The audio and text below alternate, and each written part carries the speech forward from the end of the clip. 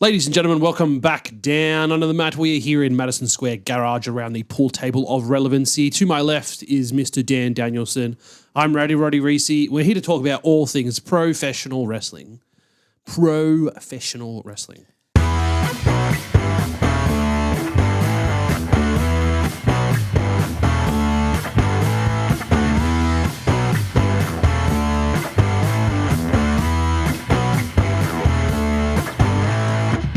Well, in this episode, we're here to talk about all things SummerSlam. WWE SummerSlam 2025, first ever two-night event at MetLife Stadium in New Jersey. So what year was this SummerSlam? 2013, I believe, or 2013. And so you've got, I mean, you can't see it down the bottom, but there's Alberto Del Rio And Christian. So they're not here. There's a Punker. Punk. Oh, maybe it was... Punker's there. Was that the Punk? Yeah, that was the Punk Brock match. So maybe that was...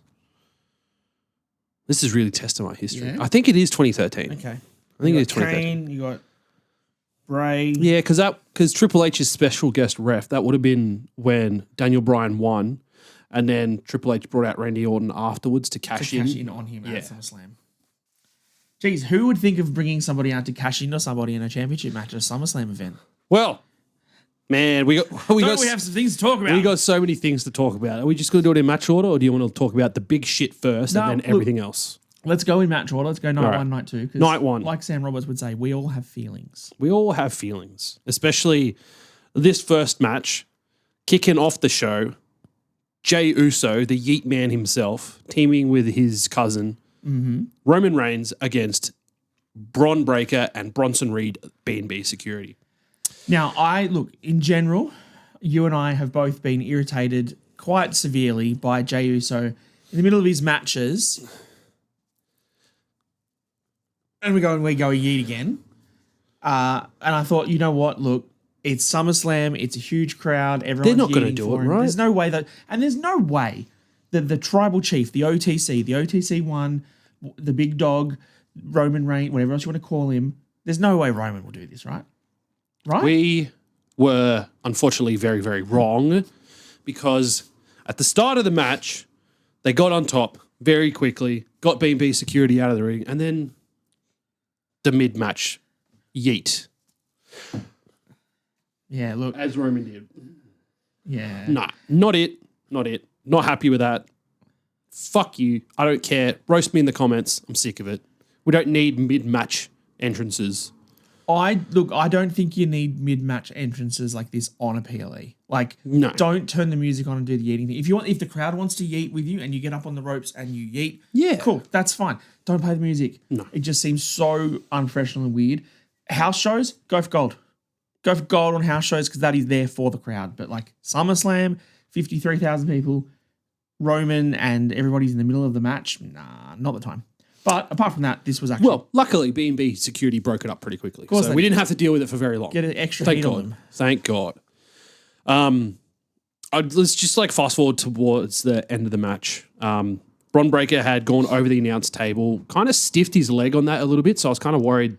You did see him after the show. He hobbled. He was hobbling around a little bit, so let's hope it's nothing too serious. It's just a bit of a twinge. We're going to skip over Roman's flight into the first No, row of the I've got that. Okay, cool. That's in the lead up towards the end. We had... That was early in the match, bro. Was it? Yeah. Roman Too much straight over wrestling. the top. Too much wrestling. This was yesterday. And we've just watched night 2. I'm trying... It's It's too much. too much. Information overload. That dive from Roman. Insane. Amazing. Insane. I could see, because we had to watch it a little bit delayed yesterday, and I could see why people were talking about it. People talk about Roman Reigns flying, and he almost missed both of them, dude. Almost overshot. Luckily, he recovered pretty well, and he did not stack it really badly. When Roman Reigns... No, Jay was going for the tag for Roman, and Bron speared him out of the way just as Roman's getting pulled down by Bronson. Yep. The literal perfect timing of that was amazing to see. We had a suicide dive from Bronson Reed as well. Yep. Absolute madness having a big man do that. He's so athletic for his size. Yes. And look, we've said, a lot on this podcast about how he's on the body biz with Slex and he's losing a ton of weight, which is awesome. Well done to you. Which is making this like even more probable for him to do. Yeah, but he's still huge enough that the tsunami still looks absolutely devastating. Yeah. Roman got to get a little bit of revenge from Monday Night Raw getting speared through the barricade, and he got to spear Bron Breakker through the barricade. Bron yelling that he's the leader in the ring after he'd pulled his straps down. He pulls them back up, and then he pulls them back down again. That was one of my funniest moments. I loved it. I absolutely loved it. Back up to pull them back down again. It's just like the sheer frustration on his face. We'll obviously talk about this more when we get to the main event, right? With what happened after that. Yeah. But the way that everybody had sold the no Seth thing, even into this match, that Bron he was the leader, that Heyman was out there with the briefcase, that at no point was any of them hinting anything about Seth, and this match was all finished. We're like, oh, cool, it's done. This whole story was sold perfectly, and this match and everything that they all did into it tied into the main event finish, which is chef's kiss. Yes, chef's absolutely, kiss. Absolutely. Bron got to spear Roman in the ring as he was trying to spear Jay because Jay was the legal man. Jay capitalized on that, spears Bron Breakker, splash 1, 2, 3. Roman and Jay pick up the victory to kick off SummerSlam Night 1. So now, a lot of the obviously discussion online and the discourse with Roman Reigns is that he's, like we said on the pod a couple of weeks ago, it's the most white babyface he's been in ages. Yeah, absolutely. But at no point has Roman ever apologized for what he did. For being the tribal chief, for everything with Heyman and with the Usos. And he never really apologized to Jay. Yeah. Is this now him showing it in actions rather than words? That he pushed Jay out of the way of the spear. He took a bullet for his cousin. He took one for the team. Is this Roman's apology? Because we didn't get that apology verbally last year when they teamed for War Games, did we? Nope. Yeah. I think for what Roman Reigns is as the tribal chief, even though he's not like he said, he's a chief once I lose the title, the tribal chief is no more, but he's still coming around, OTC. I think for who he is as a character, that works best. Because you can't have him just come out and be like, I'm sorry, I was wrong. It's true. He was just trying to better the family and get them in a better position for the future, and look where that led. Jay got a championship at WrestleMania. Run back a year. No, we can't have that. That's ridiculous. Let's move on. Let's go to the next match. We got a lot to talk about. We're just going to power through this. Second match of SummerSlam Night 1. Yep. Raquel Rodriguez and Roxanne Perez against Charlotte and Alexa Bliss. And now, the Women's Tag Team Championships. They walked out and I said, oh, geez, they look great, but they're not winning because they don't have matching gear to win the tag titles with. Another classic case of Dan being wrong, just like Asuka. Classic case. Come on, mate. We'll talk about how many times I was right later on in the night. This match, look, you can go through the notes for all the different spots. I just think that this match to me and the outcome was too quick. I'm not against Alexa and Charlotte winning. I think that we're not friends. We're, what did I say? Associates by... Yeah, what was that thing on the post show? I can't remember. In the comments, please tell us, because it's fun. It's great. But like the fact that they're not friends, and the story that they were telling with them becoming better and better. And to be fair, they wrestled as a tag team. They did tag team moves. There was a little bit of miscommunication at the start of the match about who was going to start the match. Yeah, but in general, Judgment Day got on top pretty quickly from there. In general, a lot of the stuff they did was proper tag teaming. They tagged in and out well. They did double person spots. It wasn't Charlotte wrestling like Charlotte and then Alexa wrestling like Lesnar. It was both of them. But I feel like there was more juice to tell in the we're not friends before we can win story. Yeah. And I think there's also way more juice to tell in the Judgment Day has all of the titles and shouldn't drop them until Liv comes back story. So I would have preferred this to have gone through for a somehow dodgy win for the Judgment Day to at least draw it out to Paris, maybe even out to Survivor Series. Yeah. And then you have the friends in Alexa and Charlotte win it. But also, it's the women's tag team division. I don't think anyone actually gives two shits. To be fair, my first thought after they won, I was like, which one of them's going to get injured first? Because the curse of the women's tag team titles. It's a real thing. It happens. And I mean, look what happened. Jade got injured. Boom. She's out. You got to put Charlotte and Alexa in there. Alexa, I don't want her to get injured, but I don't want Charlotte to get another injury. I don't want either. But like, you look, live, boom. She's out. It's going to happen. It happens almost every single time we have women's tag team championships. Yeah. I mean, you're right. It's just a matter of time. Which one's going to get done first? Look, I think the story to this obviously is going to be the Alexa versus Charlotte match when they eventually split off. One of them turns heel and then they have a WrestleMania match, which is the exact same story that we tried to tell with Jade and Bianca with the tag titles last year. It's a fine story and it makes sense. I feel haven't thought that far ahead, to be honest.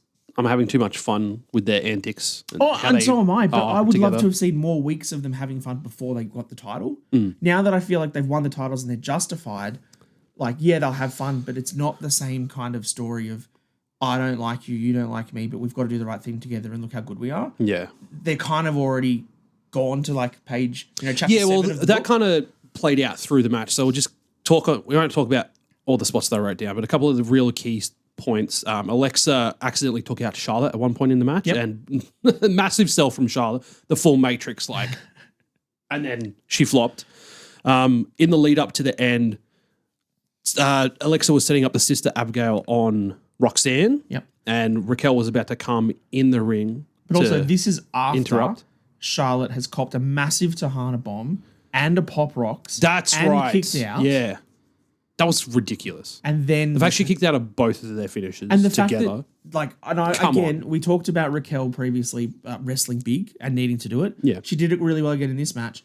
The fact that she had Charlotte up for a Tahana bomb and held her, just so Roxanne could tag in. Tags in, then slams her, then the Pop Rocks. Like, Love this was I'm not shitting on the match itself. The match between all four women was really, really well done. Yeah. I quite enjoyed the match. I just think that this should have been match 2 or match 3 of a series rather than the first time that they swapped the titles. Yeah, absolutely. And then Charlotte would actually end up making the save from Raquel attacking and interfering in the finish, which was Sister Abigail to Roxanne for the win. So, boom, 1, 2, 3, done. Sami Zayn versus Karrion Kross next on the card. A match I don't think either of us was overly thrilled with, especially the finish. Like, I feel like Kross really needed this victory, but Sami just comes out on top. I kind of feel like this is Karrion Kross's last match in WWE now. Yeah. I know there's been lots of talk online that his contract is up and he was going to re-sign or he wasn't going to re-sign and he wanted more of a push and the crowd is chanting for him. And if you went to the post-match presser, they were chanting to Triple H, we want Kross, we want Kross. I don't think he did anything with this match to justify wanting Karrion Kross. Yeah. The pipe in the story has always been fun. Him being the devil on the shoulders is what his gimmick has been for Sami. Yeah. For Scarlett to give Sami the pipe, that was the point where you had to have some context and some texture to what Sami's character is, right? Yeah. Sami had to try and take that pipe and use it and prove to Karrion that Karrion was right, that there was a devil on his shoulder and Sami did have to do whatever it takes to win the match. We didn't book that story. No, Sami didn't just throw it away. Sami Hogan just won the match. And I said it. All right. And we know that I'm the biggest Sami fan here. Sami Hogan won the match. We've got it on recording, ladies and gentlemen. We also now 1000% have to drop the underdog from the underground of Sami Zayn. Not anymore. No. He's not the underdog. He's not from the underground. He is now a main event wrestler. Sami Zayn is in the main event. He's winning matches on pay-per-views. He is now, not main event Jay, but he's now main event Sami Zayn. One thing I do want to touch on regarding that, because we were talking about it during the match, because we thought Karrion Kross was going to win this match. Yep. And you pitched Sami Zayn going on the losing streak to get to the Royal Rumble, to then win, to finally get his title opportunity and get his moment at WrestleMania and get that World Heavyweight Championship. Yep. Do we think that still happens after what occurred in that World Heavyweight Championship scene? No, I think CM Punk now wins the Royal Rumble. After what's happened, I think Punk is blocked consistently to get back to the title. The only way he can do it is to get a guaranteed title shot. He wins the Royal Rumble. Man, that just blows my theory for Sami Zayn out of the water. And I hate that because the Rumble is in Saudi. They set it up for an absolute layup and they're just throwing it out of the park. I also wanted, like, with the stuff with Karrion, and look, I haven't been his biggest fan, but I've quite enjoyed some of the stuff he's done with him and Scarlett with the promos. It's been good. I also feel like this is probably where WWE needs to put their foot down and say, look, we're right. Now, Ron Killings and R-Truth, they released him. Fumble. The whole fans, everybody was shocked. No one wanted them to release R-Truth. And WWE listened to the audience, brought him back, and have done what since? Yeah, well, because we got Ron Killings now. So we didn't want Ron Killings. We wanted R-Truth. We wanted R-Truth. I feel like if the same thing happens here, I think WWE are going to say, you know what? We don't actually have anything for Karrion Kross. So they're just going to do nothing. He'll be relegated back to main event. Yep. And why would you then bring him back to do nothing with him? There's no story. Yeah. And if you can't get Karrion over enough with the broader crowd, sure, the IWC, those of us that watch these sort of podcasts, those that listen to Santy and Wrestle Talk and all that stuff, we're all Karrion Kross fans because we know what he did. 50,000 people in MetLife Stadium on the weekend didn't give two shits about Karrion Kross losing to Sami Zayn. Well, that's really unfortunate, especially because he was a number one merchandise seller for a couple of weeks there. Yeah, which is from the Karrion's the underdog from the underground now, not Sami. It's the underground that were buying stuff for Karrion, and I don't think the main event and the main populace and the general public care. Yeah. And I think this match, unfortunately, is possibly the end of his run. And I love Sami. I wanted more from both of these guys. It just didn't happen. And 8 minutes on SummerSlam. Oh, wow. That was a short match. I didn't realize, in the moment, that's how short it was. Yep, 8 minutes. All right. Moving on to the WWE Women's Championship, Tiffany Straton versus Jade Cargill. You want to talk about short matches? This was 7 minutes. Oh, is that the 7 that I see right there? Yep. Jesus. To be fair, I can... 10 seconds. Shit. To be fair, I felt like they packed a lot into that 7 minutes and kept the engagement throughout the match. Yes. I was pretty impressed with this match. I know a lot of people online, I saw Heel Josh, he gave this match a 2-star rating, which I absolutely disagree with. Nah, this to me was Tiffany's best title defense, and this is Jade's best. And the match fact that it was ever. the fact that it was with Jade Cargill, who we all know she's a great talent. I don't think she's anywhere near the caliber to carry a match yet. Mm-hmm. She's got her big power spots, and that's fine. But I feel like in this situation, Tiffany was leading the pace essentially. And I think this is the match you have to book, right? Like you said, Jade is essentially a human spot fest in terms of how big and powerful she is. She's not the kind of person to sell a leg for 6 minutes when you're getting worked over and worked over and worked over. That's not what Jade will do. Because I also feel like in terms of the storytelling, a lot of the crowd aren't going to believe in Tiffany working over the ribs or an arm or something of Jade to weaken her down. They're just going to want to hit your spots, do your moves, hit your reversals, get to the moonsault, get to the power spots. Yeah. And that's exactly what they did. And they jam-packed 20-odd minutes of a match into 7 minutes. And it was just constant the entire 7 minutes, which I thought was really good. Exactly what they needed. I think one of the things that, I think I was watching Santy's breakdown of the first night of SummerSlam, and he was talking about this. When you want to try and get casual fans in to try and watch wrestling, Lockie was asking us sitting on the couch before, what's your favorite WWE match? Both of us said Undertaker versus HBK at WrestleMania 25. I'm not showing that to my girlfriend who's never watched wrestling before because she'll be bored shitless of why are they sitting around for 18 minutes doing nothing. Whereas if you've got a friend that has never watched wrestling, you're like, hey, come watch this 7-minute match. Look at all the emotions, look at all the spots that they get and how quickly they get involved. And then it's finished and it's done. You're like, wrestling. Yeah, absolutely. I think that's what this match was. So wrestling. Jade debuted a new move, as far as I can tell, the spinning sit-out powerbomb, which she's dubbed the Eye of the Storm. That then leads to a Falcon Arrow by Tiffy. Jade hits the Jaded, but inexperienced, too close to the rope, rolls her over. Tiffy gets her foot on the rope. Tiffy reverses Jade, setting up for the top rope Jaded, which looked awkward. Yeah, I know that's the thing I got to say about setting up that move on the ropes is your opponent has to do all the work to get themselves into position, so you have to hit the move, and it doesn't look right. But also the juxtaposition of Cena and Cody on night 2, where Cena has to hop up in front and hit the AA off the ropes. Yeah. It's essentially this kind of same, except because Cena's the one doing the move, when you hop on the ropes, put someone on your shoulders, it's fine. Whereas you're saying, when Jade's at the back... And she's trying to drag Tiffy up. And Tiffany's got to crawl up. Yeah. It just doesn't... It doesn't have the same oomph. Unless you can literally lift Tiffy. Yeah. It doesn't quite work the same. Well, Tiffy reversed that... took out Jade for a couple of seconds, managed to capitalize, hit the prettiest moonsault, 1, 2, 3, boom, done. And I think that was surprising for the both of us because we both expected Jade to win. Yeah, and I know we had our theory about Naomi cashing in on Jade after she won the title. Yeah. Didn't happen because Naomi cashed in at Evolution and had a great match kicking off night 2, which we'll talk about shortly. But I still expected Jade to get a bit of a crowning moment here, and I was actually kind of surprised that Tiffy just held strong. She's now on I think 14th win in a row. That was 14-0 she was this year. in 2025. Now the big question is, and Tiffany said this on social media as well, who is next for her? Because we touched on the podcast last week. Alexa and Charlotte, who would have been great main event contenders for that, they are now gone into the tag team division. Nia's in her past. Trish is gone. Jade's now out of the picture. Who else in that women's tag team, women's division on SmackDown has the caliber to step up to Tiffany Straton? Do we get some call-ups from NXT after? Put some fresh blood in there. I honestly don't know. Don't know. I don't know either. I don't know where that division goes right now because I hope it's not a rematch with Jade.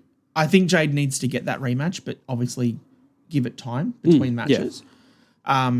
I think Bianca, if she's fit, is the one that's the problem. There, like, but she's not fit. Unless that injury is a work too.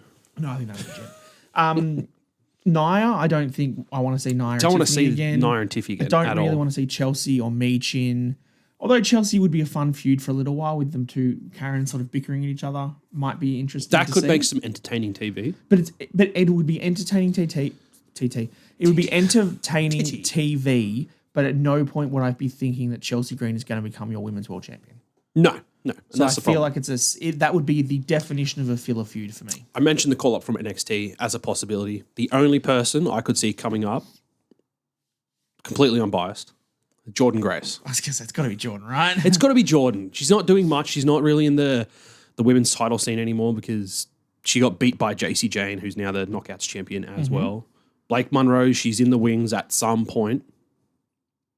I just think Jordan's good enough, and despite what people think about her being unsafe in the ring with her finisher. But she's not really a heel either. Are you going to turn Tiffy heel to start facing some baby faces instead? Like that she plays that she's too good for everybody. There are no other good options on SmackDown unless someone comes over from Raw. Yeah, no, it's because that Raw women's division is stacked. You could shift Io or Rhea over. I'd be happy. Or Kyrie or Asuka. Tag team. Remember, this is your shtick. Right. They're a tag team. They're a tag team. Well, yes, they are a tag team because they fought for the tag team titles a couple weeks back. Nice. Dumbass. Thanks. Fucking piece of shit. Yeah. Let's move on to the celebrity tag team match. RK Roll versus Logan Paul and Drew McIntyre. RK Roll. Logan attacks Jelly Roll before the match. Randy starts, and then Jelly Roll tags himself in. I thought, here we go. Jelly Roll's done his work, and he wants to prove everyone wrong. Prove all the doubters wrong. And that he did in a way, I feel... And like we can't speak because we actually have no in-ring experience, but I feel like he was a little stiff, but he didn't move too bad for someone. I think the problem with Jelly Roll was, I think he was actually really, really good in this match. The problem with him, and something that, I'm a bigger guy too, not quite Jelly Roll size, but I get it, is your knees are shit and running sucks. Like when you have that much size about you, running is not fun. And the problem with today's WWE product is bouncing to and from the ropes and stuff is just common. You have to do it in all your moves. A lot of the things that you hit people on, you're moving around to do it. It's not the same as, in the 80s where it was like Hogan could stand there and just big boot you and then punch you and then drop a leg and the match was over. You have to move. And as good as the Jelly Roll Slam looked when he hits that on Drew. The Black Roll Slam. The Black Roll Slam. He just stands there and lets Logan run into him and then spins and takes it down. Yeah. Jelly Roll, if he can keep working through the Performance Center and can move a little bit in terms of just moving his legs and moving in and out of stuff, he will look better. Yeah. The spots he hit were great. His punches were quite fine. He took a double suplex from the boys. And that was one thing you mentioned before the match started. You wanted to see him get a bump like that under his belt. And that was really good that he took those bumps. And I think that's really good. It's just his movement. And if he can increase his movement in the next couple of months, whatever match he's going to do at WrestleMania next year, because I'm sure he'll want to come back. Oh, absolutely. I'm down for it. And if at any point that match then leads to him hitting a moonsault, okay. Yeah, we didn't get the moonsault that we wanted this match. A pretty key part of this match after Jelly Roll had that double suplex, He's laid out on the table, on the announce table outside. Logan Paul, with his meta sunglasses on, would get a first eye, bird's eye point of view of the splash. Huge splash to Jelly Roll through the announce table. And I was like, Jelly Roll's going to move here. Surely. He's going to roll out. No, he just took it. The whole lot. He took it all. And then they're working over Randy in the ring as the referees and some medical staff are trying to help Jelly Roll back. And you called it because they were taking so long to get him up. He's going to do the heroic turnaround. I've got to tag in to help Randy Orton out. And he does. He gets to the ramp, turns around, see Randy reaching for the corner. He gets the tag. He gets a chokeslam off to Logan Paul. He hits the black roll slam on Randy Orton. But then... Drew. Yeah. Hits it on his tag team partner. Why not? And then Logan hits the Paul from Grace for the win after capitalizing. After the Claymore. Yes, after the Claymore. Which you were kind of upset about Jelly Roll taking on his knees again. Well, it's the third clay roll. I mean, if you want to. It's the third Claymore that Jelly Roll's taken because he took the one at Saturday Night's Main Event. He took the one in the training ring and then the one in this match. All three of them, he was already on his knees. Yeah. And I don't know if that's does he just a safety thing that he's not sure on taking the bump or if Drew's just like, if you're more comfortable down there, I'll hit you. Because normally, obviously, they're standing. And so it still looks fine from Drew's perspective to hit it, but I just like every time Jelly Roll had it, he didn't really take the full bump from it. So again, I think that's purely just like the bump. Sorry to interrupt, but the bumps from Claymores are some of the most spectacular bumps you can have, and it kind of diminishes it when you just have someone just like fall over. It's all experience, and I think give me a Claymore, I'll sell the shit out of that. Will you? Absolutely. We'll talk to our mate Dan Archer. I'll see if Dan can hit you with a Claymore. He could just hit him with his immaculate drop kick. That's true. He does a very good one of those. Yeah. In general, though, I think this match was good. Yeah. To be fair, in a match with Randy Orton and Drew McIntyre, two former world champions, they were bit players in this. I did not give two shits about what they were doing. No, it was all Logan Paul and Jelly Roll that we cared Logan about. Paul stole the show as per every match he's been in on big shows. He is an absolute big play wrestler. Jelly Roll was really good with everything that they put on him, and I'm glad he got his moment. And you saw him on the post-match when he was talking to the guys with Big E and stuff afterwards. He was a kid. He was a 12-year-old Jelly Roll out there just enjoying his life. He could not believe that, he's been a lifelong wrestling fan watching it, and he got to stand out there in front of 50,000 people and get his head kicked off and lose a match. But like he said, that was the biggest concert and the best thing he's ever done in his career. And this is a guy that's won Grammy Awards and main evented country festivals. Yeah. Pretty cool to see. But I think all of the spots that needed to be done to set up what happens further, Logan Paul looked fantastic.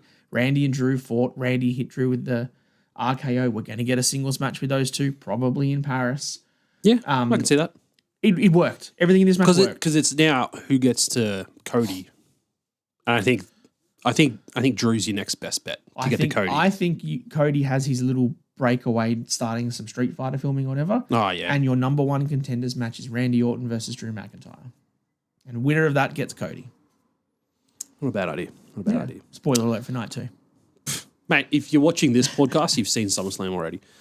Let's talk about Punk versus Gunther. I was this close to wearing my CM Punk shirt for this podcast. I was like, I really want to wear it. It still hurts too much? It hurts. Oh, dude. It legitimately hurts.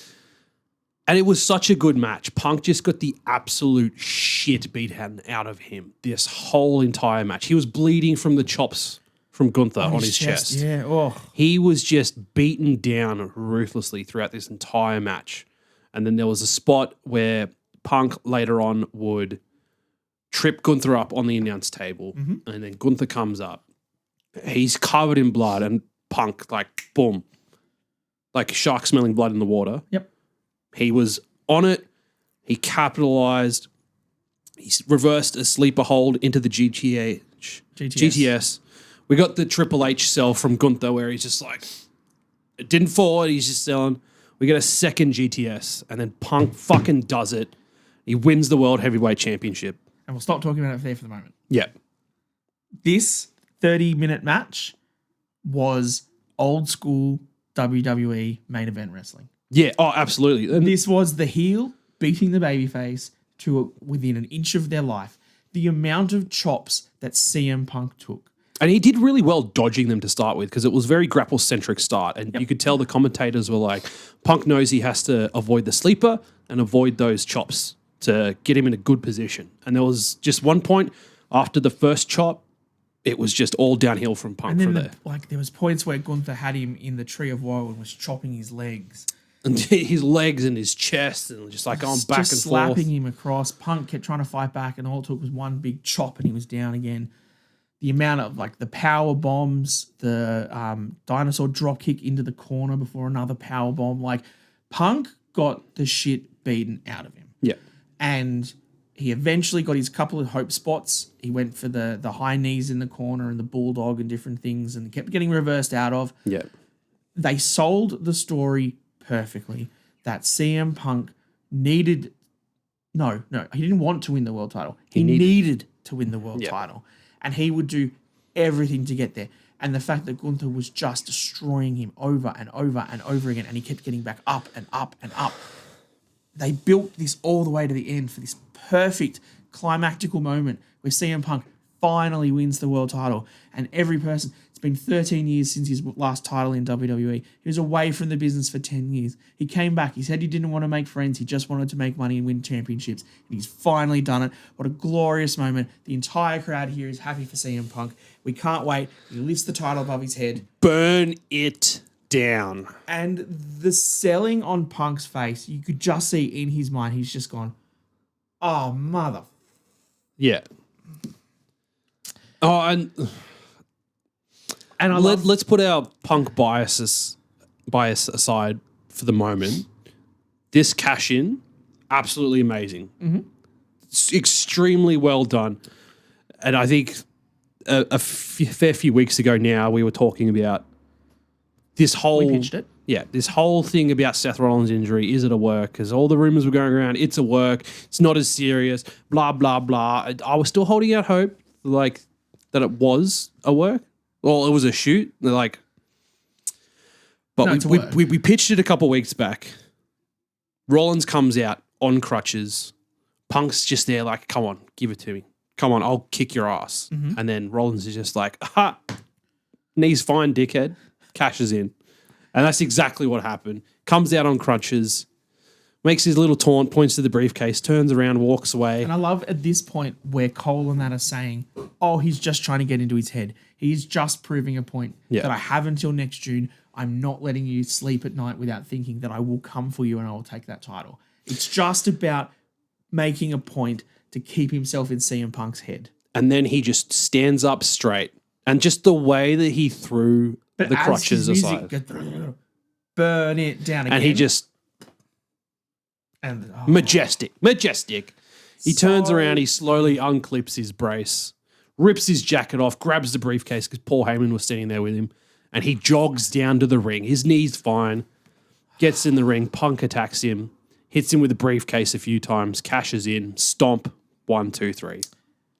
This was superb. It really was so good, but it was so heartbreaking after being so pumped about Punk winning. But that's exactly what they wanted to do. Yeah. And they did it. And Seth Rollins is just sticking to his word. He said he will do whatever he has in his power to stop Punk being champion. And Punk got there for 5 minutes and 10 seconds, I think it was. 36 seconds less than Drew McIntyre. Yeah.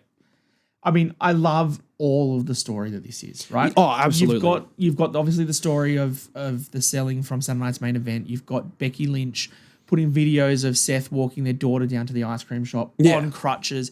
The fact that the night before, on the Thursday night or whatever, he was in New York having dinner with people from WWE on crutches. There's dedication photos of Becky and Seth with him on crutches 2 nights before, and nobody knew. So we were all thinking, it could be a work, it's going to be a work, it's fake, it's fake. But legitimately... They had played along with it right until the dying second. And absolute kudos to them. And Becky being backstage, being like, whoa, my post's misleading. Yeah, they were. Just playing along with the entire thing. Oh, man, heartbreaking, but you got to absolutely love when a plan like that comes off. And I don't support the ruse of the century. I'm not a fan. It doesn't have the same ring to it. Doesn't have the same ring to it. Nah. But... let's be quite honest here. A goddamn good ruse. Seth has 2 of probably the top 3 or 4 cash-ins ever. Yep. Yep, absolutely. It's hard to top these. Like this was such a superb moment, and the way that everything played out perfectly. You get Bronson and Bron back into the ring, and you're all over the top of Punk at the end of the show, mate. This is brilliant. And if this does then lead to Punk having his redemption arc continually blocked by B&B security, and then the only way you can do it is to win that Royal Rumble, mate. If he wins that Rumble, you're going mental. It's going to go wild. Wild. Because then that's his first ever Rumble win too. He's never won the Rumble. Finally main evented WrestleMania. He got the world title back after not having it for 13 years or whatever. Yep. And then he wins it again. He wins a Royal Rumble for the first time ever. Wins it again in the main event of WrestleMania. Sign me up. This is going to be great. This is going to be great. And that's exactly what needs to happen. Like Punk needs to get routinely stopped when he's close to getting back into that title scene by the Vision, which we've recently just learned WWE has trademarked as a name. Jeez, who would call that? Well, I don't know. Someone that might have an oracle with them, perhaps. Love it. I mean, the other thing to talk about from this is obviously Gunther. The rumors going around the week before SummerSlam was that he has a need for nose surgery. Yes. So I think that maybe the table spot was meant to indicate that, he broke his nose. Cole mentioned it, may have broken his nose. So except he was bladed. He bladed. I think that was the thing. Like he came out and he was kind of like rubbing it everywhere. Just trying to get it. Just trying to make it seem like, I broke my nose, but I've just been rubbing it everywhere. Yeah. No, it was good. It was good. It was good. And it was good that this was the one part of the show that had color as well. Yes. Because I think that... You do need it sometimes. And I think that the 30 minutes of them beating the crap out of each other, although I think Punk was the one that probably deserved most of the color for the match, Gunther, like, you can't fault Gunther, man. No. He was so good as this dominant heel in this match. He put Punk over massively with everything he did. Yeah. He can now step away and then come back, and we can finally get our Gunther versus Brock Lesnar match next year at WrestleMania. The Beast is back. I'm so pumped, dude. Holy shit. I'm so happy. We're not going to talk about it just yet. We're going to have to wait a little bit. Let's start talking about night 2, kicking off the women's triple threat for the World Heavyweight Championship. Io Sky versus Rhea Ripley versus the current champion, Naomi, who, really cool tidbit, her dad got to play her out at SummerSlam. Yep. Defending her championship. That's got to be an awesome moment for those two. She even said in the post-match like how emotional and great it was that she got to spend that moment with her dad. And that in terms of entrances and stuff, like I love when they can get something big and intricate at a WrestleMania or and have it SummerSlam. mean something for the people as well. Wasn't it Bianca last year when she had all the girls doing the hair whip and one of them was her like niece or something? Yeah, I think so. Like just how much more emotional it is when you get your family involved. And like this was super. This was really fun for Naomi. And I'm so glad that what we predicted happens and she retained. Because I think she needs a longer title run. And she's been really good with this so far. And we are now confirmed to have Naomi versus Stephanie Vaquer for Clash in Paris in 4 weeks, I believe it is. Yeah, it sounds right. Yep. So that match is going to be pretty good, I guess. I think so. I think we're going to... Stephanie Vaquer, mate, she carried a broomstick to a good match. Not that Naomi needs carrying, but... No, not at all. It's going to be a bit of a level up. Unfortunately, like for me... Having had the women's triple threat at WrestleMania, I had my expectations set pretty high after that match. Well, and the Io versus Rhea Evolution match. Yeah. Which we both thought should have been 5 stars, but Dave Meltzer didn't because he's an idiot. Yeah. So my expectations coming into this were pretty high, and it didn't quite reach those levels, but that doesn't mean that this was a bad match. No. Rhea and Io started working together at the beginning of the match to try and take out Naomi because she cost them their moment together. We had some really good spots. Split-legged moonsault onto Rhea Ripley with Io Sky breaking up the following pin attempt with a moonsault, kind of mirroring what happened in that women's triple threat at WrestleMania. Io Sky broke up a pin to Naomi after a riptide, which could have sealed the victory for Rhea Ripley there. There was a part where I think it was Naomi was on the floor. Rhea was on the apron. Io Sky comes out, does a dive, sunset powerbomb, and powerbombs Rhea Ripley onto Naomi. Yep. Absolutely amazing to see that. And then moving towards the finish there, we got a super riptide from Rhea Ripley to Io Sky. 1, 2, Naomi quickly gets back in the ring, rolls up Rhea Ripley, and gets the 3 count. And I think we both looked at each other and was like, that's a great ending. And the one time they were actually not going to shit on a roll-up for a finish. Absolutely. And I think the like I said, the story continuing is what I love to see. Yeah. The fact that at this point now, Rhea had Io pinned. She had her. She had her done. It was an avalanche riptide. Io did not get back up from it. So she was still down when the match had finished. So Rhea can now say, I had you beat. And Io can say, you've never actually pinned me. So great. That story continues on. Still Perfect. That's what we wanted. And Naomi stays the champion. And, a heel champion can win from a cheeky little roll-up. And I think you again can play that story that Rhea was too focused on pinning Io. All she wanted to do was pin Io in this match is what her focus was on. She didn't pay enough attention to Naomi, and that's why she got caught. Nope. Perfect. Great story. Next question is, what do Rhea and Io do after this? I think maybe one of them needs to take a break from fighting. I mean, definitely fighting each other. Let's stop. Either come together as a tag team and go and fight Alexa and Charlotte, which would be hilariously fun to watch all four of those women have matches. Oh yeah, absolutely. But if you want to stay in the singles era and stuff, then they need to feud with somebody else. Yeah. I pitched Rhea going after the Intercontinental Championship. Yeah, I could possibly see that. Rhea and Becky have some great history. Spoiler, Becky retains. We'll talk about that very soon. Becky Hogan. Sorry, I didn't say it. I didn't mean it. I take it back. I apologize. Not Sammy Hogan, that stays.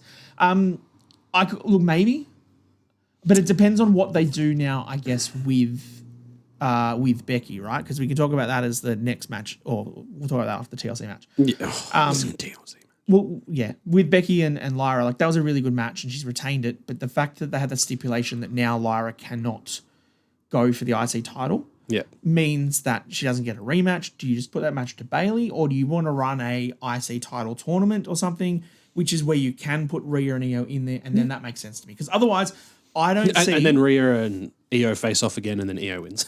Oh, that'd be funny, guys. But I don't see why Rhea Ripley would be like, hey, I've been fighting for the world title for the last 6 months, main eventing WrestleMania. I'm going to go for the mid-card belt now. Unless you put her in a tournament or Becky does something to cause her to fight. Yeah, and that's the thing. I think there is definitely a bit of a loose thread to tie up, perhaps with Bayley. But we'll talk about that shortly. Let's talk about that TLC match. So the good thing is which match was longer? The women's triple threat match, Naomi, Rhea, and Io, or the TLC match? Which match was longer? Was it the women's match? Was it? Was it? I'm asking you. Give me your answer. I don't care, to be honest. Oh, it was the women's match by 20 seconds. Oh, 20 seconds. Oh, fuck yes. Jesus. Classic Dan trying to be a dick again. Could have fit 2 Sammy and Karrion Kross matches in the same time. All right. Kicking off the TLC, we had the announcement that the Dudley Boys and the Hardy Boys were at ringside. The Hardys definitely should have had their TNA tag titles, so poor form on that. Wyatt's got taken out at the start of the match because all the other tag teams turned on them. Surprise. Yeah, surprise.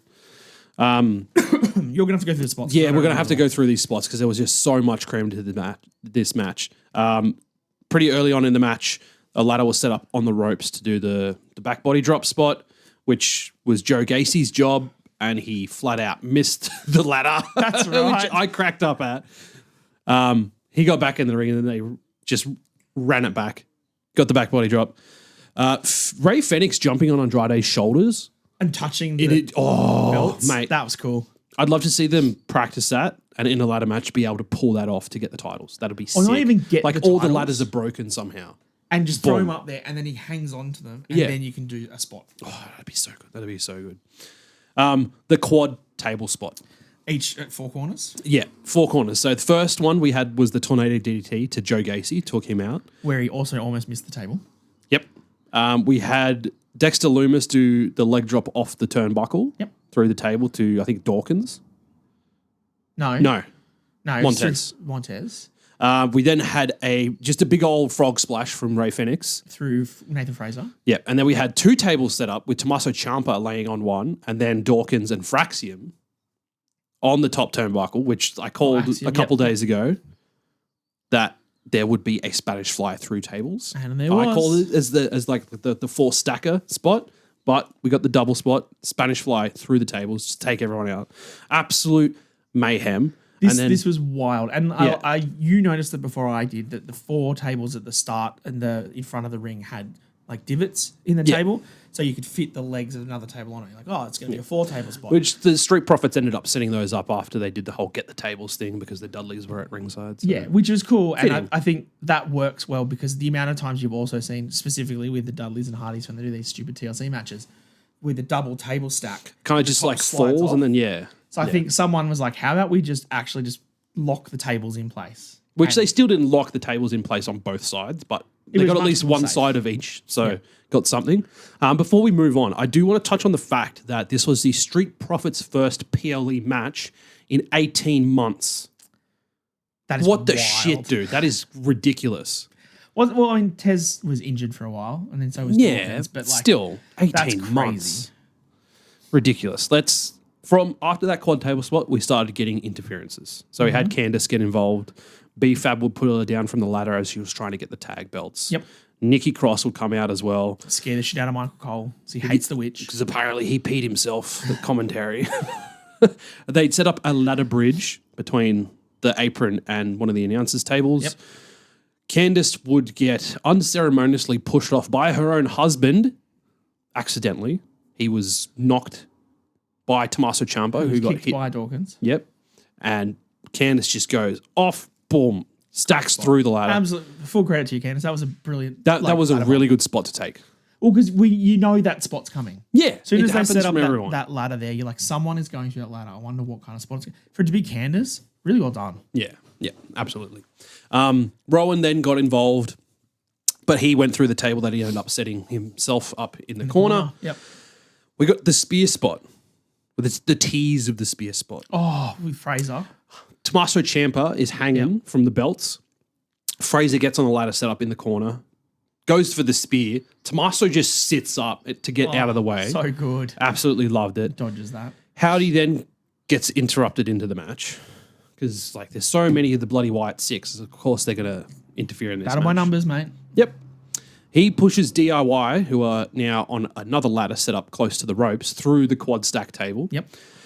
We get the sunset powerbomb to Uncle Howdy from Andrade onto the ladder bridge. And then in the flattest fucking finish to a ladder match in my goddamn life, as Rey Fenix and Andrade are getting up to seal the victory, just a couple chair shots, and they're taken down. They do the powerbomb neck breaker finish to Andrade, I think it was, and then the Whites just walk up the ladder and win.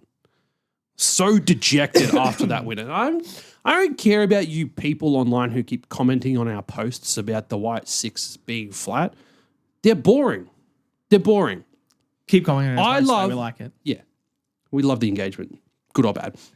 I love Joe Gacy and I love Dexter Lumis. I think they're great characters, but they're great characters prior to getting involved with the White Six. Prior. I don't care. Just don't care anymore.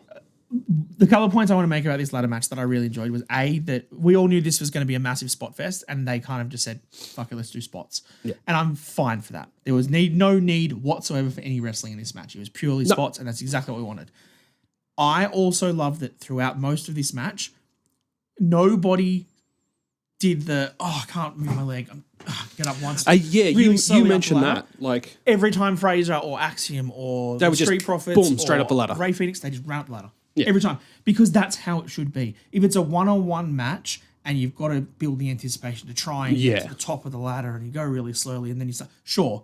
But when there's 14,000 people around the ring, you've got 3 seconds to try and get to the top and grab those titles, run up the ladder. And every one of them did, and every person sold their spots well, but every person hit their spots and timed it all perfectly. And this was very, very well done. Yeah. Finish was lame as shit. Yeah. Extremely disappointing to an otherwise brilliant match. Yeah. Let's talk about Becky and Lyra. Becky comes out debuting her brand new theme song, The Man Comes Around by Story of the Year. Wonder Years. I'm pretty sure it was the Story of the Year. Are you sure about that? I am. Fucking go look it up. Right now. Let's go. Go. Look it up. I was sure unless I read some false information because I saw a post and I wasn't listening to commentary because I swear I saw a post that said Story of the Year. Becky Lynch debuts new theme song from The Wonder Years. Who the fuck are the Wonder Years anyway? The man has a new entrance theme at SummerSlam by The Wonder Years. It's an established American rock band that's been together since 2005. Never heard of him in my life. It's because you're a loser. Story of the year would have been better. Fuck off. Story of the year are also great. But anyway, debuted a brand new theme song, which good. She didn't get Def Rebel. Thank fuck for that. Can't get Def Rebel if they're not doing the music. Someone else to make the song for you. They got the kendo stick and a crowbar out pretty early on in this match because this was a no holds barred match. They didn't hesitate at all to get weapons involved. At one point, Lockie picked up on it because he was watching with us. There was a nice little chain sitting underneath the announce table after a little spot there, and he's like, "Oh, there's a chain under there." And then, like mere seconds later, Becky uses it to give Lyra the Dublin grin as commentary. Yeah, they said that's what Sheamus would call it, the Dublin grin, because he does that with the. Oh yeah, okay. During his matches. Gotcha. Hold on, let me wipe my slobber off my fingers. Becky then gets out the zip ties after that and zip ties Lyra. This was funny. For the majority of the match, to be honest. And I actually kind of enjoyed seeing that. Not from a weird, perverted sort of area. No one was going to think it was a more weird, so perverted just thing. because like Lyra could still fight back somewhat with her hands tied, and I feel like they gave her a really good opportunity to show her skill with her hands tied. The only problem to that was that when she got the point where she got Becky in for the belly to belly, and she had her arms around her and they couldn't like get out of it. It was kind of an awkward belly to belly because she couldn't quite rotate. Yeah. But then when she did, she hit the ground, her hands came out. Yeah, so she quickly had to put it back in. Oh no. Oh no. Because I saw them pop out and I was like, oh. Because there was one point like just before she got the zip ties off, it looked like they'd actually gotten tightened on her. When she was kind of like struggling, like, shit, what do I do? Yeah. She's trying to like break it on the fire extinguisher that was under the ring, which you called that spot. Everyone calls that spot. When someone crawls under the ring and like, we can't find them, where have they gone? Fire extinguisher every time.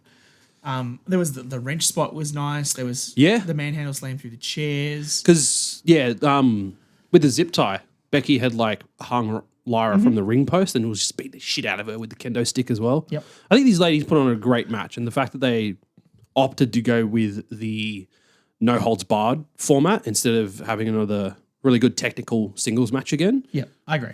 This was good. A bit refreshing for the feud that they've been having at the moment. Because we got all the way towards the finish, and then Becky had beaten Lyra up after she got her hands out of the sandwiched her in the chair onto the announce table, yeah, and then just like stomped her, and then grabbed the crowbar because Lyra was still lying on the floor in the chair. Grabbed the crowbar to like the final nail in the coffin. Kill her. Yeah, Simon Miller's crime counter. We go up by 1 because that's a crime. Yeah, and then they were just holding. They were holding it for a little too long. We're like, something's happening here. But they also held the camera shot just a little to the left, after like from the ringside area, and then Becky goes up, and then she holds it for a little bit, and then Bayley comes in and stops her. Becky tries to get Bayley to turn on Lyra and hit her with the crowbar. Yep. She's like, use it. I've always been your friend, yada, yada, yada. Bayley takes none of it, starts beating up Becky. Becky hits Bayley with the chain. Yep, they brawl around for a little while. Get back in the ring. Bayley's up on the apron at one point to try and punch Becky, but Lyra's right behind her. You missed the table spot.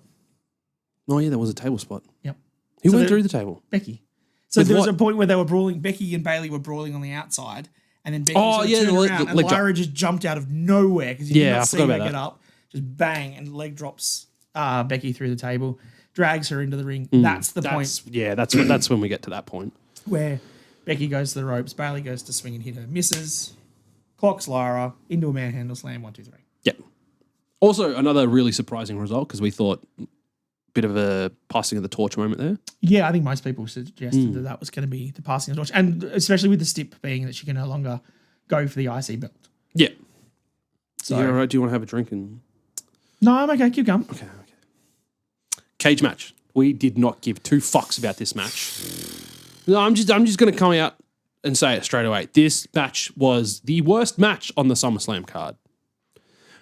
It was a standard cage match up until MFT came out. Yeah, they got the worst match on the card. Yeah, they got involved. They ended up getting Jacob Fatu cuffed to the top of the cage. Jimmy Uso came out just prior to that to try and help out. Super kicked JC out of the way. Got rid of Tonga Loa. Couldn't get rid of Taller Tonga because he's the taller Tonga. The taller Tonga. The taller Tonga. I can't believe I never picked up on that. I still can't believe you never got that. That's why I just run with it all the time now. Yeah, because it's so good. Like, oh, that's the best. It's so stupid. But yeah, after Jimmy Uso came out, Taller Tonga took him out, managed to cuff Jacob Fatu to the top of the cage, which led to Solo being about to get out of the cage. And the camera angle wasn't done right. Jacob breaks the handcuff way too quickly because we didn't even get a shot of him like struggling to try and break it. He was just off the top rope and out of the handcuffs like immediately. Comes over to Solo, tries to drag him back in the ring. His head's out, the door's open, big boot from Taller Tonga, Jacob's out. Solo crawls out of the ring. Jesse Ventura would have hated the finish because you never win a cage match by crawling out the door. So Jesse Ventura would hate it. I also didn't like this because the build on SmackDown before it, where they had them with the cage, and they were lowering the cage, they were beating Jimmy Uso, and then it stopped for like just enough 30 seconds. To get in, yeah. To then brawl inside the cage, like, oh, that's what they're going to do to set up the brawl and stuff that's going to happen. No. But then they didn't really even do that in this match. Like, they just kind of left it. What was worse to me was that it was a flat finish. I'm glad Solo won. I don't think Jacob needs to go for the US title. I think Jacob can go to the main event, rocket him off. Yeah. And I'm kind of done with the Bloodline stuff versing the Bloodline. I'd like to see the Bloodline beat up everyone else. Yeah, and I feel like that was the thought that kind of crossed through my mind at the end of this after we were so disappointed with that finish. Was like, I feel like they were relying on the hype of the Bloodline too much for that match, but it's not the Bloodline of old. Yeah, agree. And we don't have the same investment in this. And the fact that we didn't get the moonsault off the top of the cage until after the match, after Jacob had already lost, and he was just left in the ring with JC Mateo and Tonga Loa. Yep. And that's when the beatdown happened. And that's when we got the moonsault. And that there was no Tama Tonga return. That's that as well. Yeah. Yeah, look, just all flat. Don't care. Move on. Nah, yeah, done. Moving on to Dominic Mysterio versus AJ Styles. Yes. Real good match. The really nice touch from both competitors. Dominic wearing the colours of his father from that fateful custody of Dominic ladder match 20 years ago at 2005 SummerSlam. Yep. And AJ Styles coming out, 1, in a lowrider, 2, with Eddie Guerrero flames on his tights. So good. And like big yellow boots as well. Yeah. This was one of my favorite feuds going into the match. It was just so fun. So fun. The way AJ was doing all the different roles and stuff on Raw and waiting for him to get cleared. Yeah. The way Dom has his character as the cheeky heel, but then also gets in and has like really good matches when he needs to. Like I said to you, who would have thought that a couple of years ago, Dominic Mysterio, to now, I'd be saying that, oh, yeah, he would be in the best technically wrestled match of the card. Yep. And close. Yeah, they got pretty close. They had a good match. At one point, Dominic took the turnbuckle cover off, but never actually got to capitalize on that. Mm-hmm. The ref was going to put the turnbuckle back on, and we got the classic Eddie Guerrero spot with the chair. Spot. Yep. Dom hits it, falls down, gives it to AJ. AJ's just like wraps it around his head, falls down. Very, very good. Love getting that. At one point, which I think we missed during the actual match, and it wasn't until they played it back, Dom unzipping his boot. Yes. Yep. AJ Styles gets Dom in the calf crusher, wiggles his boot off. The referee's up against the rope. AJ going for Dom almost takes out the ref, but doesn't. But the ref is with his back turned for just enough time for Dom to grab that boot, hit AJ Styles across the face, hit a frog splash, get the 1, 2, 3, and retain his Intercontinental Championship. Which... Why would hitting someone with your boot be a disqualification?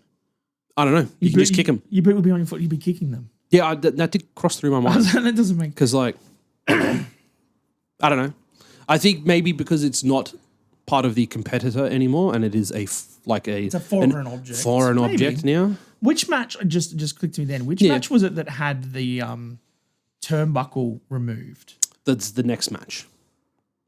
Where it was turnbuckle... 2 finishes and they kicked out and you're like, what the hell? No, it was a women's match. I'm sure of it.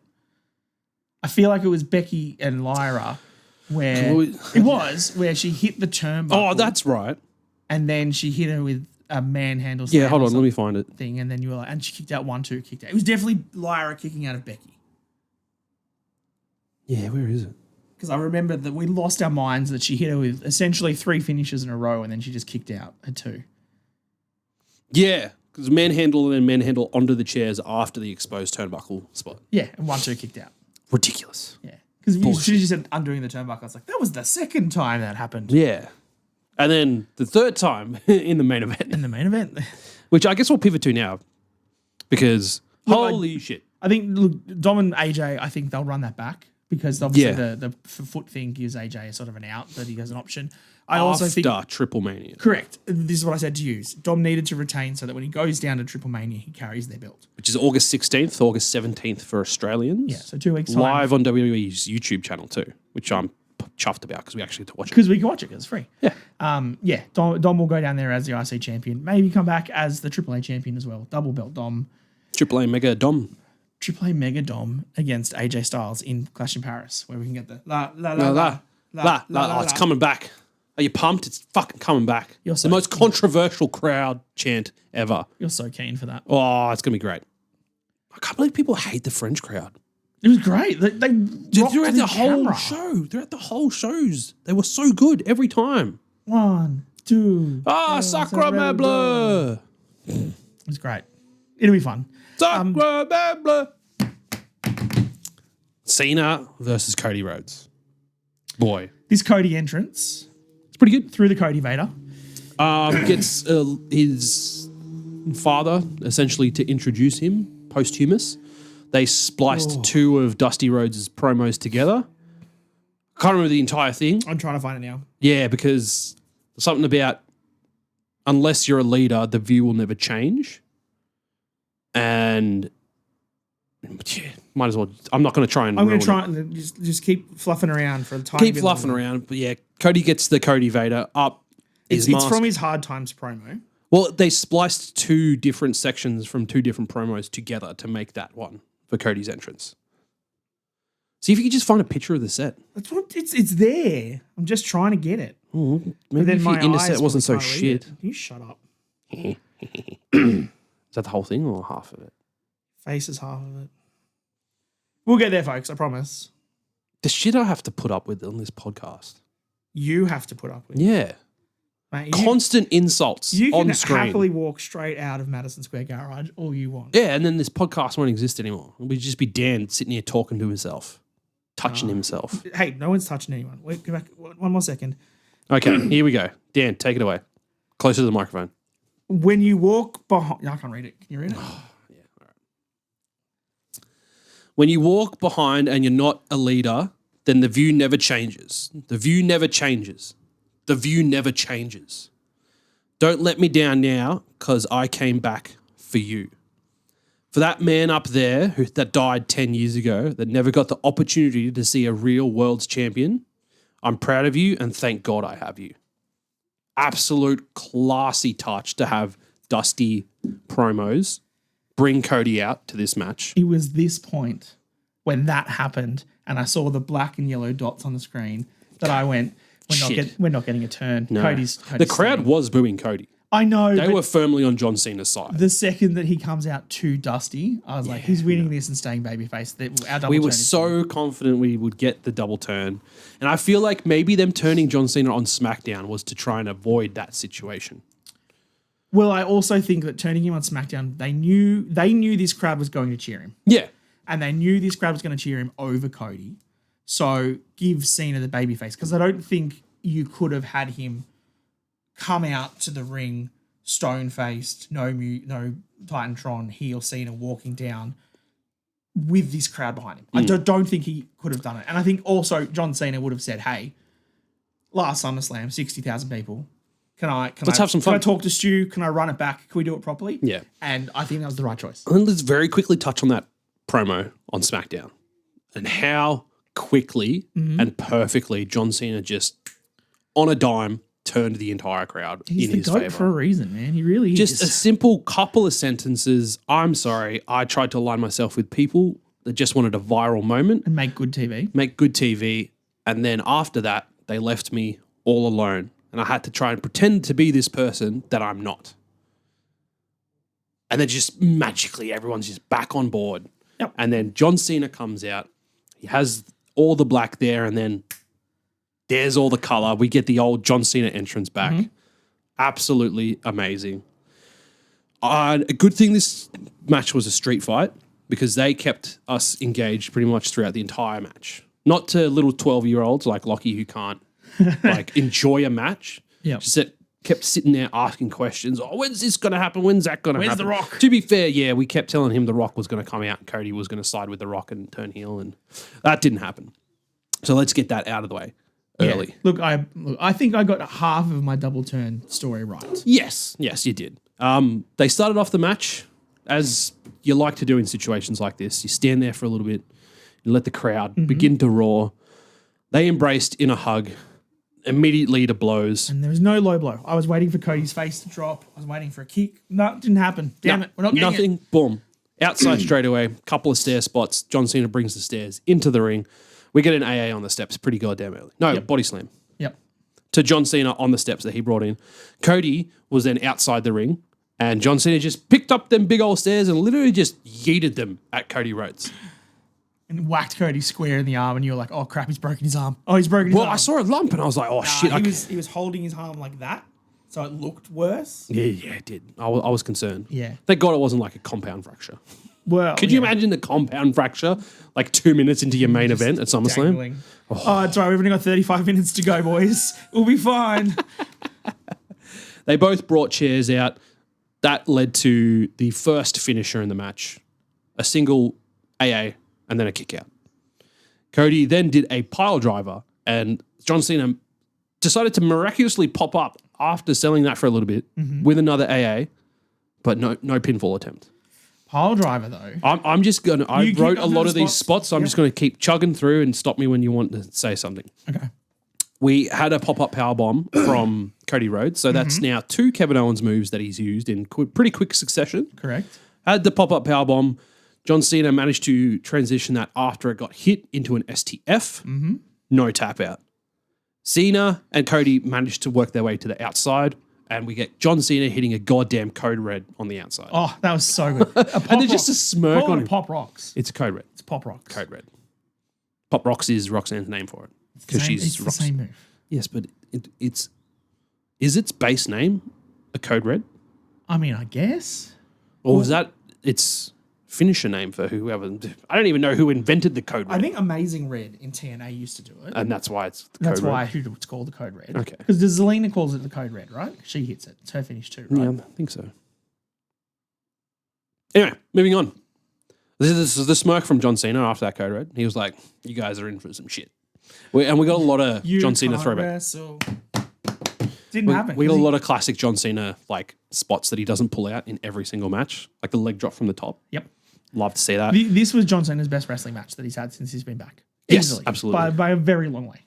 And I'm so think glad that this was about 7 times better than their WrestleMania match. Oh, this shit's all over their WrestleMania match. We had no Fiend, which we actually thought might happen at some point. We were worried. And I was like, oh, what if that's all just a work too? Because we got worked by Seth Rollins.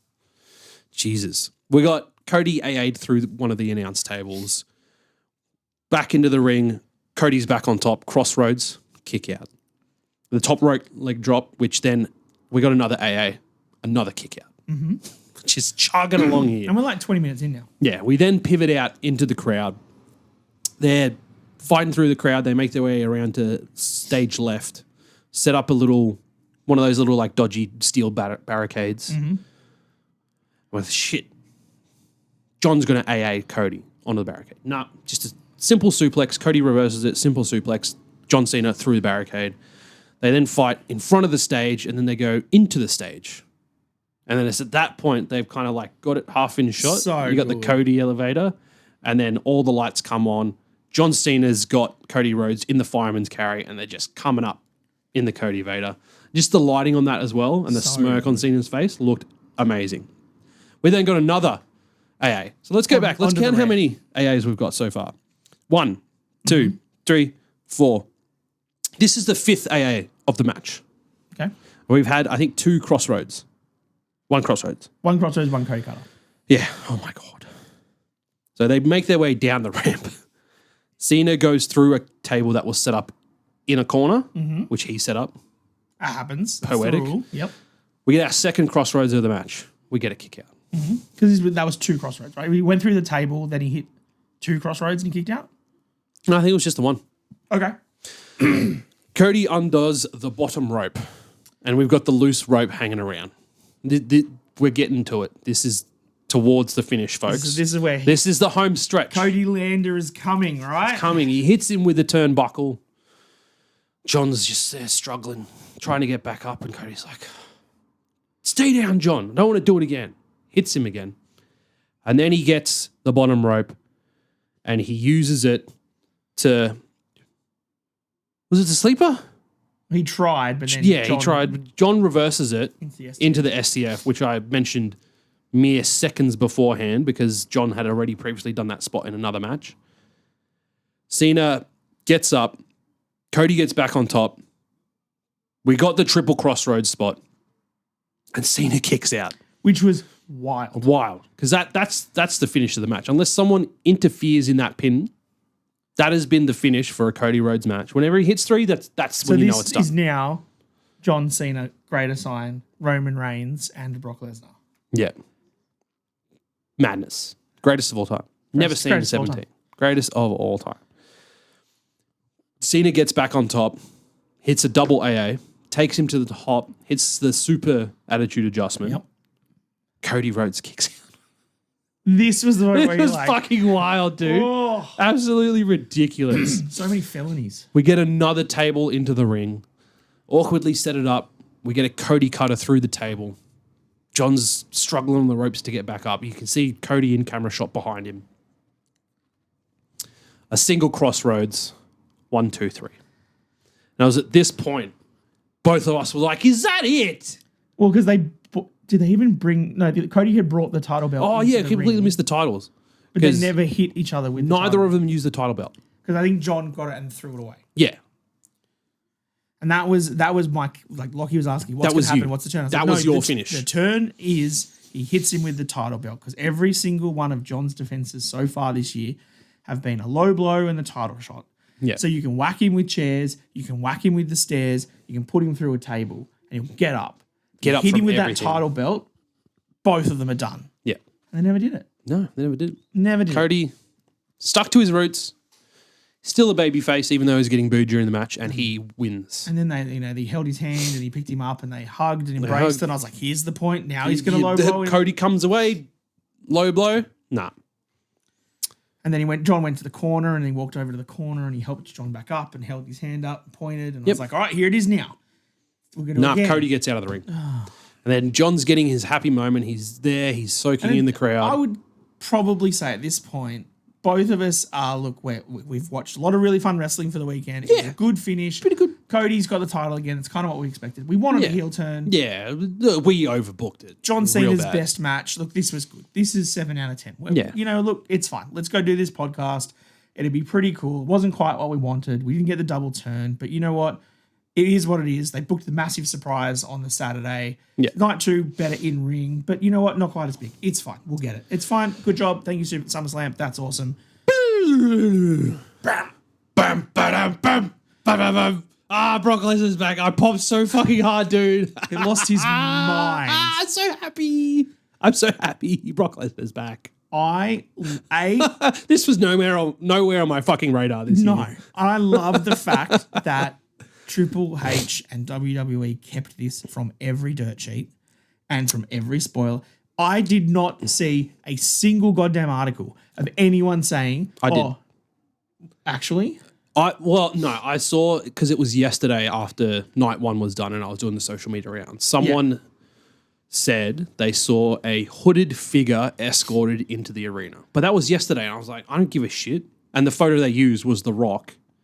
And I think maybe Brock Lesnar was on the side. I was like, that was yesterday. Could have been anything. Who cares? Could have been anything. Didn't give a shit. Never in my wildest dreams did I think Brock was coming back. I saw a couple of people on TikTok and say that predictions would be, the wildest prediction would be Brock Lesnar comes back and wins the match or something, like 1,000 out of 10. There's no way it's going to happen. Nobody made a serious prediction or a thought that Brock Lesnar is going to return at some point. Actually return. Nobody picked it. Nothing. and it did not leak. And especially for me, in the week that WWE releases Unreal to show you, hey, we're going to peel back the curtain. We're going to show you how all this stuff gets done. We're going to show you some of our secrets.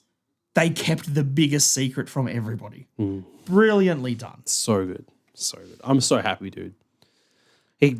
Brock makes his way down in the ring, takes his cowboy hat off, takes his vest off, gets in the ring. F5. Boom. One and done. That's all that's needed. I think Brock looked a little smaller than normal, but obviously he's not in ring shape, we assume. 2 years since we've last seen Brock Lesnar on TV. Yep. That's crazy. Because it was SummerSlam, right? It was his last match. Yeah. The one against Cody. I think the story you tell here, because I've already seen people booking, it's going to be Cena versus Lesnar at Clash in Paris. No, it's not. I'm going to make Dan eat his fucking words if that happens. Mate, look, I know they're announced Cena. Cena is going on the Europe tour. It's his farewell. I get it. He will be there. You are not sending. Do you know where Brock Lesnar's never been? Pretty sure he's never wrestled in Paris in front of a live crowd like that. You're telling me that Brock Lesnar has not been in WWE for 2 years and his first match is going to be over in Paris? In front of 13,000 people in a basketball stadium. Not? In Paris. Why not? Because it's not going to happen. Why not? It's not going to happen. The story you tell here is that Brock Lesnar comes back out on Raw or wherever you want to have him, and he runs down John Cena. And he says that you can have your farewell tour and you can have everything you want. You can go back and kissing babies and doing, all of your make-a-wishes, but you cannot beat me. And I am here to ruin your farewell tour. He's beaten Brock Lesnar in the past. You can't beat me now. I'm here to ruin your farewell tour.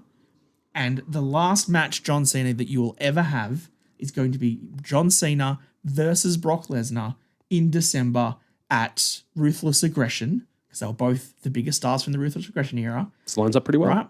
And you can wait, because I will be waiting for you in December. And then that way, Brock can go back and he can go training for 3 months. You don't have to see him. That's probably the best way to have this. And you have John Cena, no matter what he does on this farewell tour, whoever he faces, little dark cloud over his head the entire time. Shit, I got to face Brock Lesnar soon. And you can have him have a match against The Miz, Carmelo Hayes, whoever you want to have a match against at the pay-per-view. And they can do something, and in the middle of the match, the music hits. You just see the panic. And he just freaks out, and then he loses. And it's not even Brock there. You just tease this match, and that is the final match of John Cena's career. We were all booking it against Gunther. It's now Brock Lesnar. I've changed. It is now John Cena versus Brock Lesnar. This is a much better outcome. In December, Ruthless Aggression. That is your final match of John Cena's career. Sign me up. I'm done. I'm out. Finished. But I'm on board. Okay. But if they happen to fight in Paris, man, I'm going to laugh at you so hard because you're so adamant it's not going to happen. It's not. And I swear the last time we were so adamant something wasn't going to happen, it happened. Or Asuka won a singles match. Asuka got in the finals of Queen of the Ring. Oh, man. Overall, that is both nights of SummerSlam done and dusted, covered. 37 minutes, 45 seconds for that main event match. Yeah. Cody versus Cena. Total of 113,000 people across the 2 nights. Obviously, huge. The biggest gate. I think, to be fair, this was a successful 2-night SummerSlam. Yeah, absolutely. I think that going forward, I hope that they keep, obviously they're keeping this one. And you actually said this. When they announced during the show that next year's SummerSlam for 2 nights was in... I foreshadowed it! Was in Minnesota. I completely forgot I said that. Minnesota is where Brock Lesnar is from. It. And you're like, surely Brock comes back. Surely Brock, his retirement match is in SummerSlam, Minneapolis, right? Well, that's when you have Brock versus Roman. Oh, no. He's got to run that back, surely. No, we've had Brock and Roman so much. But we've also had Brock and Cena so much. Correct. And we're pumped for that. So you watch me, if you get a sniff of Brock and Roman facing off again, I'm going to mark it. Oh, you're going to mark out. So absolutely. It's hilarious. Absolutely. Look, fantastic event across the 2 nights. Super successful. All of the stories progressed. Yep. It did feel like it was on WrestleMania levels in terms of the storytelling. Yeah, I was thinking that during the show as well. This actually felt like a WrestleMania. And I think that's their goal because SummerSlam's always been that second biggest show of the year. Yep. And it now feels on that level. Yep. Agree. Don't do 2-night Survivor Series, 2-night Rumbles. I think just the 2 shows. Yeah, I think this is it. And I know people were talking about the possibility of a Royal Rumble going 2 nights and having a Rumble on each night, but with the road to WrestleMania, having those 2 Rumble matches, you don't need as many title matches on that card. Correct. Yep. And having that be 2 nights, they're just going to cram a bunch of matches onto a card for the sake of filling out 2-night card. Yep. And I don't want that. I don't want that. Look, this was super fun. I'm very interested to see where things go with Seth. I think for Seth, you've got obviously Punk. Yep. Who's got a LA Knight's going to be waiting in the LA wings. Knight, who was the last person to pin him. You've probably got Jey Uso, who probably wants to get back into the world title scene again. You've got Roman Reigns, who's clearly got beef with Seth for everything that he's done. Gunther will probably want to come back for his title shot after his surgery. Everything's all done there. 5 or 6 matches for Seth, straight up. So that scene, sweet as. He's been carrying them simultaneously for the last couple of months anyway. Time. You've got Cody, you've probably got Randy, you've got Drew, you've now got Brock, you've got Cena. That also sorted. You've got plenty of stuff happening over there. I love that you can probably run back Dom and AJ. I think that Solo is probably the one that needs a new challenger in the US title scene. Yeah. But let's put Damian or Aleister Black or something in there and give him something different. The women's side, Stephanie obviously having the Raw title shot. Yeah, that's going to be really good over in Perry. We still don't know what to do with Tiffany. That's the problem. But the rest of the other tag team matches and stuff, that division is still sick. Let's maybe split that division up now. Send a couple to Raw, make that Raw one better. Yeah. I'm excited for where all these stories go for the next few months because we're going to build to some War Games. It's going to be Team Seth versus Team Punk. And then Royal Rumble's just around the corner and then we're fucking back on the road to WrestleMania. Absolutely. And we've still got Crown Jewel coming up, which we will unfortunately be not attending. And now with maybe Brock's going to be in Perth. You never know. We've made the decision currently to not attend due to financial reasons for Crown Jewel. Yes. But if we get a card that contains Brock Lesnar and John Cena and Randy Orton and Cody Rhodes and CM Punk and Seth Rollins, maybe I'll have to take out a second mortgage and actually go over there. Yeah. We'll see. Yeah. We'll see. Anyway, thanks for tuning in. This has been our review of SummerSlam. Don't forget to like and subscribe. Follow us on all of our social media pages. Roast us because we didn't get the double turn that we so confidently predicted for SummerSlam with Cody. I don't know. Thank you for tuning in. This has been Mr. Dan Danielson. I've been Rowdy Roddy Reece. We will see you next time down under the mat. Too sweet.